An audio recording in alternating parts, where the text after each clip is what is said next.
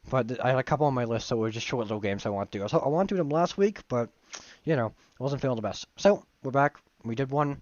Maybe Inside next, or we'll just jump straight into Yakuza. Who the fuck knows? If you want to see more of this content, be sure to follow and hit the Ooh, that was a voice crack. Sorry, my voice is dying. Hit the notification bell. That way you get reminded when I go live. And, yeah, this was an interesting game to play. Thank you all for watching. I love you all. Be nice to each other, and remember, don't be an asshole. Bye bye, folks.